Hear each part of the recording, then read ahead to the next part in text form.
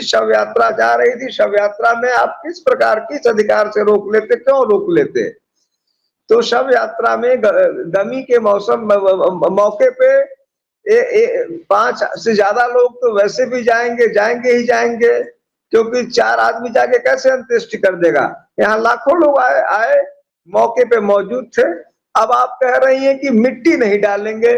मुझे लगता है कि यदि इस देश में कानून है तो मैं कहूंगा ऐसी जिला मजिस्ट्रेट को तत्काल सस्पेंड करना चाहिए कि जो ऐसे मुद्दे केवल दिखावटी और फर्जी काम कि 5 से ज्यादा लोग मिट्टी नहीं डालेंगे, आपने लाखों लोगों को वहां जमा होने दिया है और आपके वश में भी नहीं है, किसी के वश में नहीं था। व्यवहारिक बात थी, किसी के वश में नहीं था। हमारा प्रिय व्यक्ति जा रहा है, अलविदा कह रहा है, हम साथ चल रहे हैं, तो हमको कैसे कोई भगा देगा?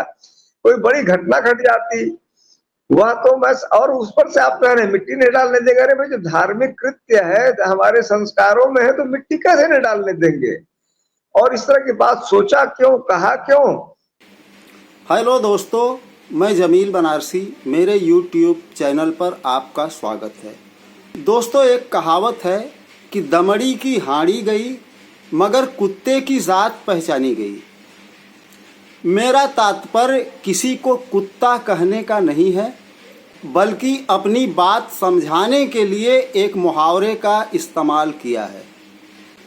कल गाज़ीपुर की डीएम ने मुख्तार अंसारी के तदफीन में जो मिट्टी डालने पर एतराज़ किया था और मृतक के भाई सांसद अफजाल से जो तू मैं की थी, ये किसी सभ्य समाज के लिए एक घिनौनी हरकत थी। आज़ाद भारत तो क्या, गुलाम भारत में भी इसकी कोई दूसरी मिसाल नहीं मिलती, बल्कि ये अपने आप में एक नई बात थी। आज पूरी दुनिया के सामने उक्त डीएम का आरएसएस कनेक्शन भी सामने आ गया। ऐसे महानायक की जीवन से प्रेरणा ले सकते हैं, वहां जाकर ये मंचन जरूर देखें। आपको टिकट गाजीपुर आरएसएस कार्यालय से उपलब्ध होगा। इस तरह के न जाने कितने आरएसएस कार्यकर्ता हमारे सिस्टम में घुसे हुए अपने संगठन के लिए काम करते रहे होंगे। कलकत्ता हाईकोर्ट के जज की मिसाल अभी नई नई हमारे सामने है। आरएसएस को खुश करने के लिए डीएम ने जो हरकत की थी, इसके लिए उसे वक्ती वाहवाही भी काफ़ी मिली। कुछ लोगों ने ट्विटर पर उसे शेरनी भी कहा।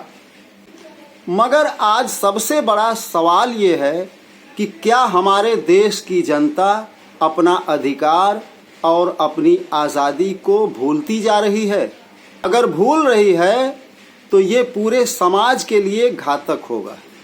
डीएम साहिबा को अपने धर्म का भी थोड़ा सा ज्ञान होता तो शायद ये ऐसी हरकत न करती। किसी भी जनाजे को लेकर चलने के लिए कम से कम 4 आदमी चाहिए कंधे देने के लिए। एक आदमी हांडी लेकर आगे आगे चलता है जो दाह देने वाला होता है, और कुछ आदमी दाना छींटते हुए चलते हैं। तो कुछ लोगों की ज़रूरत पड़ती है राम नाम सत्य है बोलने के लिए, और गांव देहात में तो कुछ लोग लकड़ी घर से साथ लेकर भी चलते हैं। अब 5 आदमी को उसमें से छोड़ दीजिए तो क्या आप बाकी लोगों पर मुकदमा कर देंगी? आज डीएम पर तुरंत उचित कार्रवाई नहीं की गई तो हम अधिकारियों को जनरल डायर बनने से रोक नहीं पाएंगे। किसी भी शख्स की मैयत में उमड़ा हुआ जनसैलाब ये बताता है कि इस शख्स ने दुनिया में क्या कमाया है। जनाजे में शामिल होने के लिए लोगों को निमंत्रण नहीं दिया जाता। लोग मृतक की मोहब्बत में उसके जनाजे में शामिल होते हैं। मुख्तार अंसारी के जनाजे में शामिल लगभग 1 लाख लोगों को पैसे देकर बसों में भर भर कर नहीं लाया गया होगा। और सबसे अच्छी बात ये थी कि इस जनसमूह में मुस्लिमों से ज़्यादा हिंदू भाइयों की शिरकत थी। इससे साबित ये होता था कि मुख्तार अंसारी किसी धर्म विशेष के नेता नहीं थे, बल्कि ये जननायक थे। और यही बात एक संगठन को चुभ जाती है।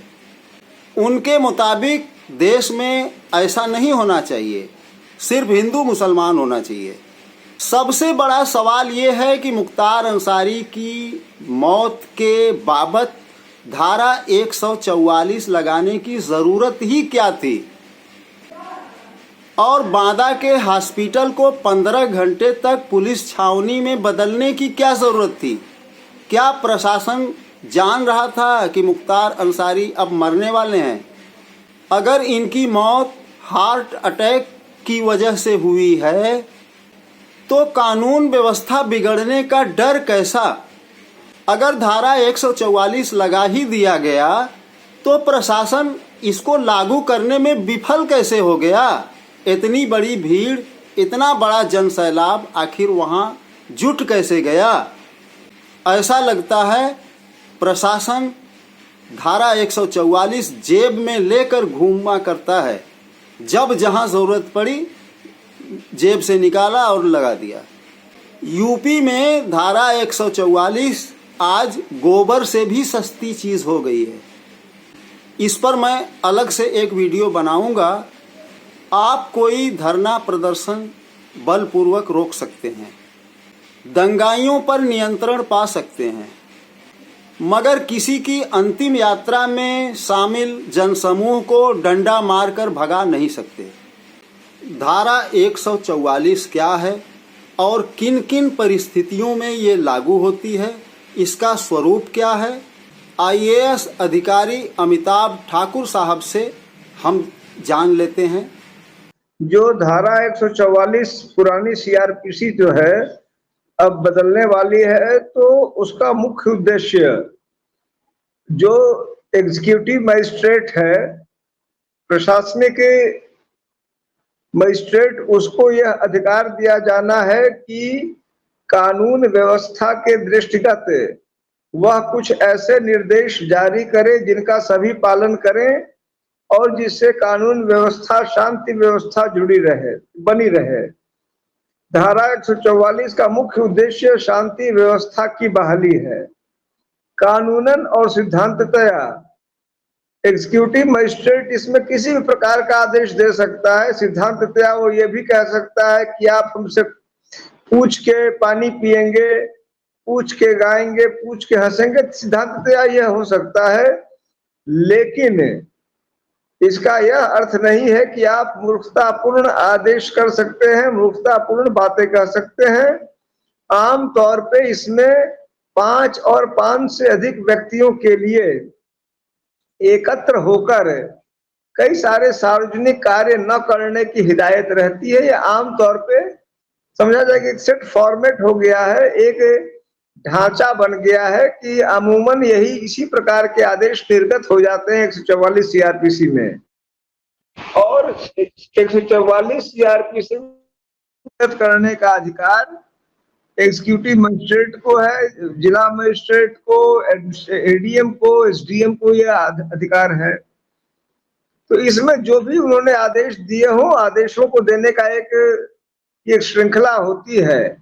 लेकिन मेरी पूरी जानकारी में कभी भी शव यात्रा में कितने लोग सम्मिलित होंगे, शव यात्रा किस प्रकार निकलेगी, शव यात्रा में कितने लोग मिट्टी डालेंगे, या जैसे हम हिंदुओं में होता है कि कितने लोग मान लीजिए कि लकड़ी डालते, हम लोग में लकड़ियां लगाई जाती हैं शव पे, कितने लोग लकड़ी का टुकड़ा डालेंगे, कितने लोग उस पर पानी डालेंगे, और क्रिश्चियंस में जो अपना उनका संस्कार होता होगा। तो इन संस्कारों पर कोई बाध्यता, कोई रोक मैंने आज तक नहीं सुना है। अगर मैं उसके विपरीत ये कहना चाहूंगा कि अगर इनके वश में, अब कुछ चीजें व्यवहारिक पहलू होती हैं, क्योंकि 5 या 5 से ज्यादा व्यक्ति सार्वजनिक स्थान पे नहीं रुक सकते हैं, यह आदेश है। लेकिन आप और हम देख रहे हैं कि गलियों में व्यापारी भी, दुकानें खुली रहती हैं, कहीं 8 आदमी आ गए तो कोई मारने थोड़ी लगेगा, कोई मुकदमा थोड़ी दर्ज कर देगा। दोस्तों, इस वीडियो में बस इतना ही। मिलता हूं अगले वीडियो में एक नए विषय के साथ। अगर मेरा ये वीडियो पहली बार देख रहे हैं तो मेरा चैनल सब्सक्राइब कर सकते हैं ताकि आने वाले वीडियो का नोटिफिकेशन आपको मिल जाए। और वीडियो पसंद आया हो तो इसे ज़्यादा से ज़्यादा लोगों में शेयर करिए। आपके कमेंट का भी मुझे इंतज़ार रहेगा। ये वीडियो आपको कैसा लगा बताइएगा ज़रूर। जय हिंद, जय भारत, हिंदुस्तान जिंदाबाद, संविधान जिंदाबाद।